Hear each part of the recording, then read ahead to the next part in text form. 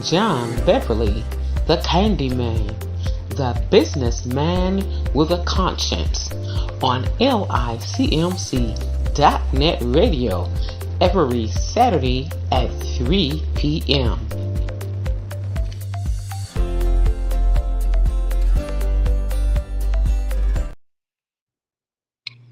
Hello, everyone. This is John Beverly, the businessman with a conscience, here at the LQ, where each one reach one, each one teach one brick, one building, one block at a time. And as we often say, people don't care how much you know until they know how much you care, and we show that by the things that we do. Today, I would like to wish all of the mothers and grandmothers a happy Mother's Day for tomorrow. And just to pay a little tribute to my mother, in memories of on these kind of holidays, I like to recognize not only you all, but my mother passed a couple of years ago, and I can't help but they say that as long as you talking about them or speaking of them as doing something, they live and they lives in your heart. And I just want to acknowledge the fact that men's, young ladies, men, boys, sons, and daughters, we became the men's and the women's that we are today because of our mothers and fathers. So I just like to take the time out and reminisce just a little bit about the things in the makings of John Beverly, the businessman with a conscience. They used to would call my mother a little Jew. And then as time went on, I guess some kind of way I ended up adopting that name or they gave it to me. But my mother raised up and she always taught us, her and my father, that you can have something. You don't have to settle for anything because you are somebody. And as long as we can meet and reach the need, we stand a chance. A lot of times we don't take the time out and try to help one another. But my mother and father, they taught us cooperation makes good business. And you can't do this by yourself. And you have heard me at one time or another talk and speak about at one time I wanted to put everybody out of business. Well, I learned better. Trust me, I did. I found out that I can't do nothing by myself. We all need one another. My mother, she used to would make little cupcakes and them little freeze Kool-Aid pops and different things, and the popcorn, which was popcorn balls and things like that. There, they would. She would sell them out the side door of the house, and it was what we called the neighborhood store. And we didn't know no better, and we learned how to do business because we were selling the little candy out the side of the door, and sometimes my friends would tease us about it, say we were the crack candy store.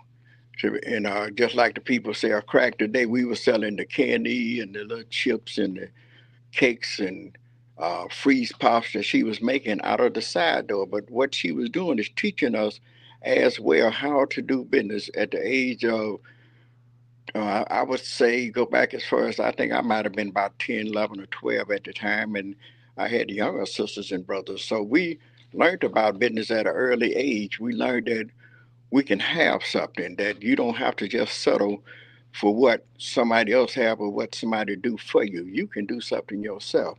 And with that same principle, I try to reach out and talk to people. I try to work with people. And my mother always would tell me I would be doing something or trying to do something. I say, I can't do it. And she said, yes, you can. She said, just try it. And a lot of times we defeat the purpose because we already are saying that we can't do something before we even try it. And we have to begin to help one another because you don't know everything. And that's when I realized over the years and as I got older and after I went in business and started doing business that I did need other people. I couldn't do everything by myself. I didn't know everything. I might have known something, but I didn't know everything. And there are always somebody that know something that you don't know. And here now we teachers that just because you don't know it, there's always somebody in the house or in the building that knows something. So what we do is my little skill set, I try to work with people and teach them that, and somebody else's skill set, what I don't know, at least I got somebody that I could send them to. And like I said, my mother, uh, when we was coming up, they believed in spare not the rod. I tell the story every now and then, and people thought it was funny. I didn't, because I would get a whooping every day. And for some reason, I didn't really know why I was getting a whooping, but I did know that just as sure as I got up that day, I had a whooping coming. If it wasn't that morning, it was in the lunchtime or afternoon. But before the day was over with, I knew I was going to get a whooping. But then I come to realize, and with her teaching, that if we would stop doing some of the things that we was doing, then perhaps we wouldn't be getting as many whoopings. And they would ask us a question sometimes, why do you do that? You're going to get a whooping. And because people was always telling us that we were so bad, we just looked at them and told them, because we so bad. And there is power in words. We have to stop speaking all that negative stuff. Stop telling the kids that they so bad. Let them know, talk to them about what they're doing. And if they would have made a better decision, perhaps they wouldn't have got a whooping that day. Just before they got ready to do whatever it was that they were doing, think about it. And that's something I'm always talking about. Think about what you do before you do it, and perhaps you might go by doing it a different way. Think about the decision that you're about to make before you make that final decision, because the outcome may turn out a little bit different. Based upon decisions that we make brings about the consequences, whether they're good, they're bad, or they're different. And on that, like I say, my mother would teach us different things, and we learn how to start speaking positive things. I am somebody. I can do anything. I can do it. And we start telling our children that you are somebody. We have to build and encourage and let our loved ones and individuals know that they are somebody. Let them know that we are here to help one another. It's not all about me, it's not all about you. And it's not what you do, it's how you do what you do. And sometimes when we just take a little time out and you see somebody doing something and you see them kind of messing up, don't be afraid. Just go to them and say, try it this way, try it that way. We see little kids sometimes up here at the village, and they be doing little things, and we had to show them the right way to do it. And once that, it's a good feeling when you see things like that unfolding, when you can see and see that you have helped somebody. There was some children's here, it's just some years ago, but it did my heart all the good, because there was a brother and a sister, and we had Father's Day was coming up, and they asked all the children here in the village to adopt a father.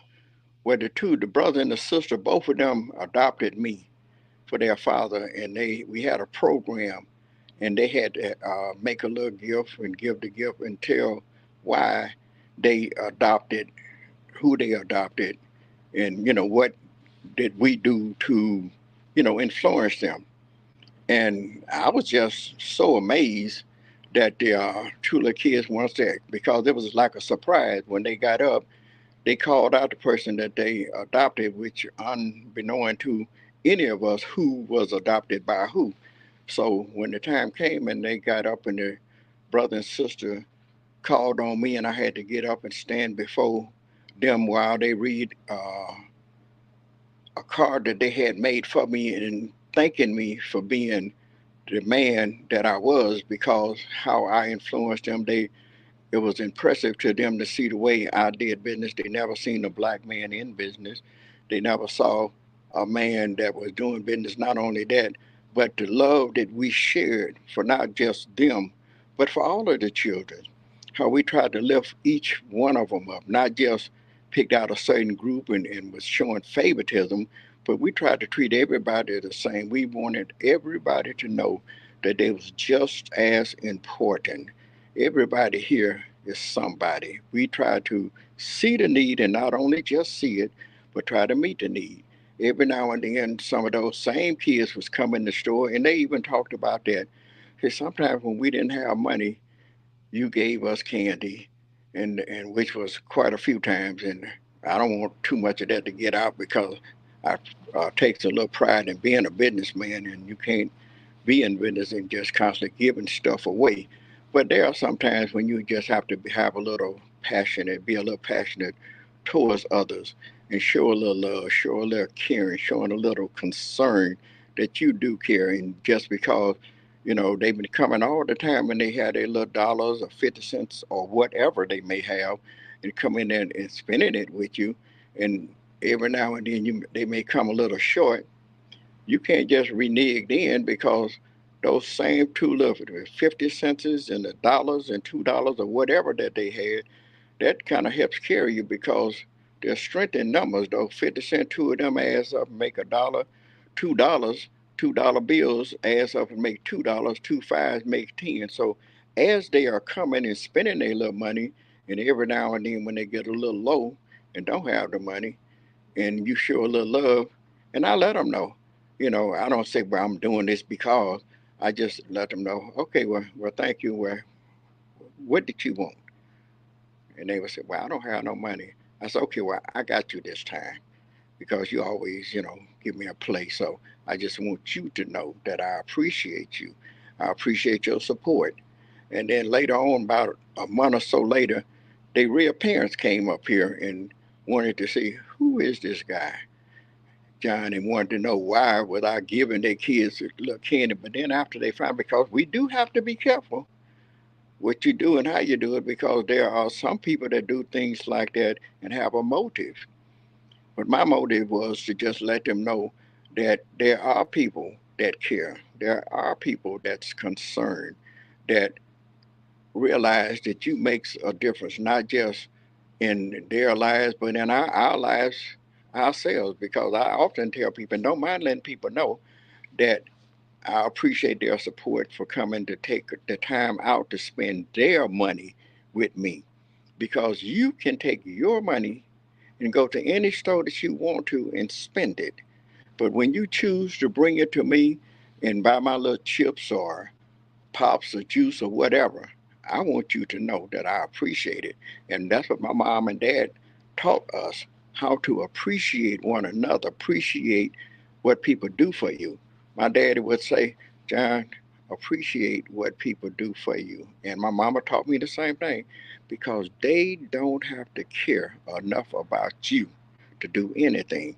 So today, I just want you to know, those of you that have that mom that cares about you and that's trying to look out for you and trying to raise you the right way, appreciate her.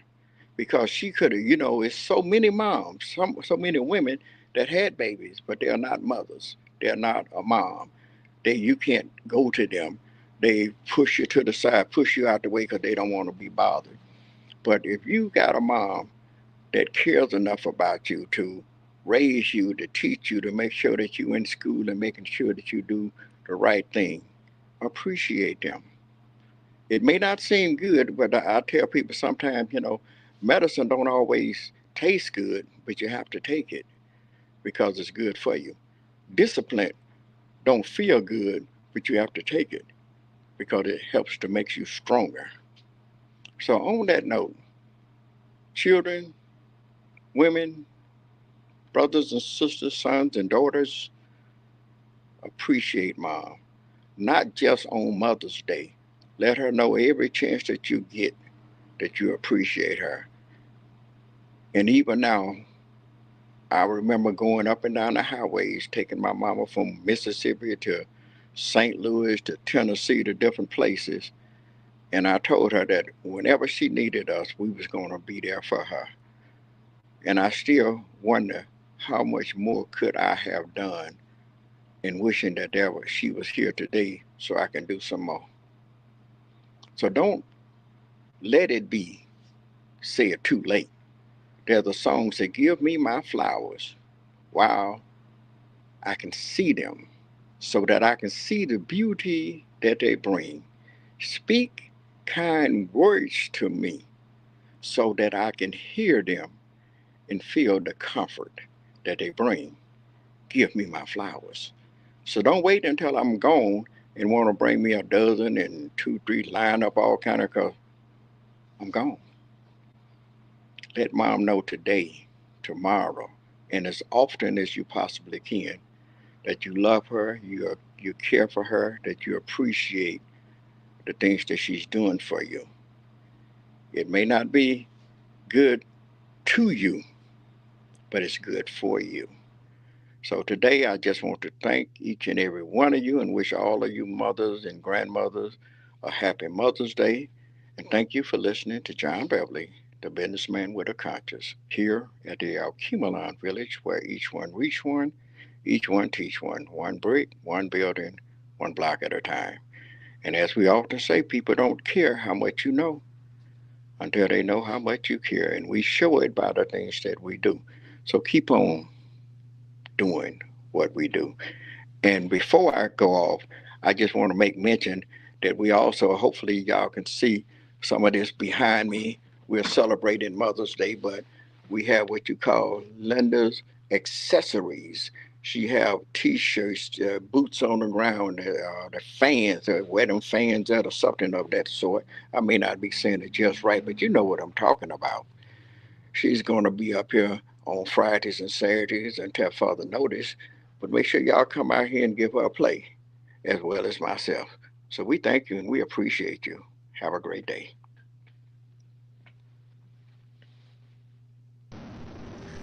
John Beverly, the Candyman, the businessman with a conscience, on licmc.net